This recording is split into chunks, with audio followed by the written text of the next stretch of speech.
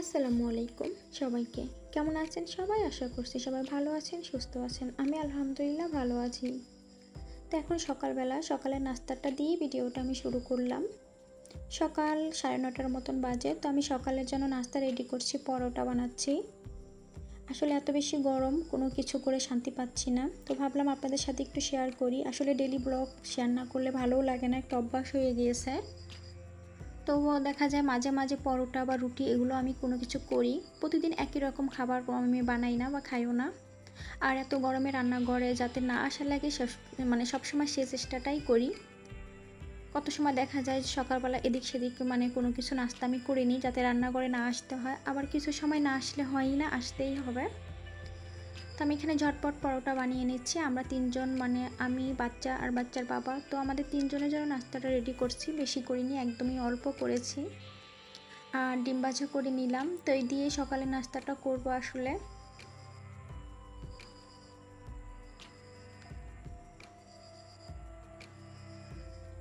তো নাস্তাটা রেডি হয়ে গিয়েছে, এখন আমার প্লেটটা আমি সাজিয়ে নিচ্ছি। তো আমার জন্য একটা পরোটা, ডিম ভাজা, খেজুর আর কলা, আর বাচ্চার জন্য দুটো পরোটা আর ডিম ভাজা নিয়ে নিলাম। ওর বাবা যখন ঘুম থেকে উঠবে তখন খেয়ে নিবে। আর এই পাশে বাবুর্চি বোরহানি বানাচ্ছে বড় একটা ড্যাগ বা পাতিলে করে। তো ওটা একটু শেয়ার করলাম। আসলে একসময় আমরা বাসাতেই এই বোরহানিটা বানানো হতো, তো অনেক বেশি ঝামেলা দেখে আর বানানো হয় না। তো বাবুর্চি আজ অনেক দিন পর সে নিজেই বানাচ্ছে। তো আমরা যখন ঢাকাতে ছিলাম তখন আর কি বানানো হতো, আমরা বাসাতেই বানাতাম, আমি মারিপের বাবা দুজনে মিলে। তো এখন ঢাকা থেকেই আনা হতো, তো হঠাৎ আজকে আর কি বাসাতেই তৈরি করছে বোরহানিটা। আসলে নিজের হাতে বোরহানি বানালে ওই বোরহানিটা বেশি মজা হয়। যদিও আমি এই বোরহানি কখনও টেস্ট করি নাই, কখনও খাইনি। আমি এর পরিমাণটা আন্দাজটা করতেই পারবো না এটা আসলে কেমন খেতে। তারপর সবার মুখে যখন শুনি তখন আর কি একটা আইডিয়া হয়। যাই হোক, এখন আমি দুপুরে রান্নাবান্না করছি। বড় একটা সিলভার কাপ মাছ আনা হয়েছিল, তো ওটা আমি রান্না করব, তো ভেজে নিচ্ছি। পাশাপাশি দুইটা চুলাই ব্যবহার করছি। আসলে দুপুরের জন্য রান্নাবান্না কাটাকাটি যা আর কি প্রয়োজন সব কিছু করি আর রান্না করি। আগে তো সব কিছু গুছিয়ে গেছে, তারপর রান্না করে আসতাম, এখন আর তা করা হয় না। একটা যখন কাটা হয়ে যায় সবজি তখন ওটা রান্না বসায় দিয়ে অন্যটা কেটে নিই। এই পাশে আমি মশলাটা কষায় নিচ্ছি। যেহেতু ডাঁটা তরকারি রান্না করব, একেবারে মশলা কম দিয়ে রান্না করব। আসলে ডাঁটা তরকারিতে বেশি মশলা দিলে কিন্তু ওই তরকারিটা খেতে ভালো লাগে না। আর যেহেতু একটু বড় মাছ, এই জন্য মশলার পরিমাণটা কম দিলাম। আর আমি রান্না করছি মাছের মাথা দিয়ে পুঁই শাক, আলু আর মিষ্টি কুমড়ো একটা তরকারি। এই তরকারিটা খেতে ভীষণই মজার। তো মোটামুটি বোরহানির কাজ শেষের দিকে, এখন ফ্রিজে রেখে দিবে, ঠান্ডা হলে নাকি এটা বেশ মজা হয় খেতে। যেহেতু আমাদের খাবারের দোকান, তো বোরহানিটা তো লাগবেই। এই পাশে আমার রান্নাবান্না হয়ে গিয়েছে। তো এখন আমি খাবারগুলো বেড়ে নিচ্ছি। আর আজকে মনে হচ্ছে অনেক মজা হবে খাবারগুলো, বিশেষ করে করলা ভাজিটা। তো বিকেলে খাওয়া দাওয়া করে এখন আমি একটু বাহিরে বের হলাম। আসলে বিকেল হলে বাহিরে বের না হলে একদমই ভাল লাগে না।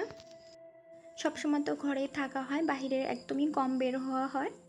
আমি এত বছর ঢাকাতে থেকে এসেছি, একটা অভ্যাস, যখন মন ছুটে যেত তখনই আমি মিরপুর 1 নম্বর এলাকায় চলে যেতাম। এখানে খাবার দাবার বা খাওয়া দাওয়া, ঘোরাফেরা, কেনাকাটা, যখন যেটা প্রয়োজন হয়েছে তখন সেটাই করছি। আমার কাছে তো খুব ভাল লাগতো।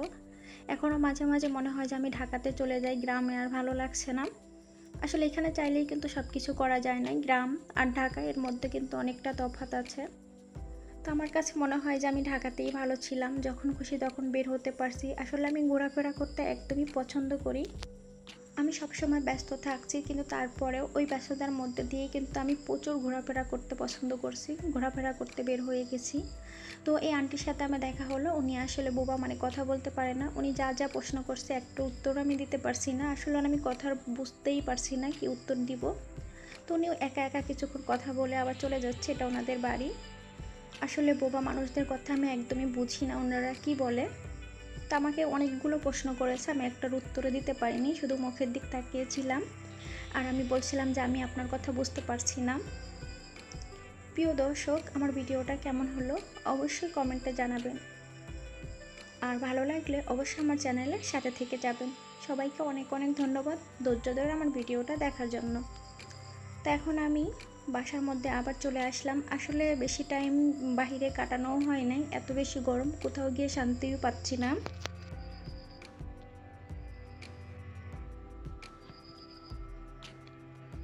বাইরে থেকে আসার পর আমার এত বেশি খারাপ লাগছে গরমে, কি বলবো। তো সিঁড়িতে বসেই আমি একটা চিপস নিয়ে বসলাম আর ফ্যান দিয়ে, তার কারণ বাতাস না হলে একদমই হবে না। তো আমি এই পটেটো চিপসটা আমার কাছে খুব ভাল লাগে, আমার ঘরে সবসময় মানে থাকে, যখন ইচ্ছা তখন খাই। তো এখানে বসে আমি খাচ্ছিলাম আর আপনাদের সাথে একটু শেয়ার করছিলাম। আল্লাহ হাফেজ।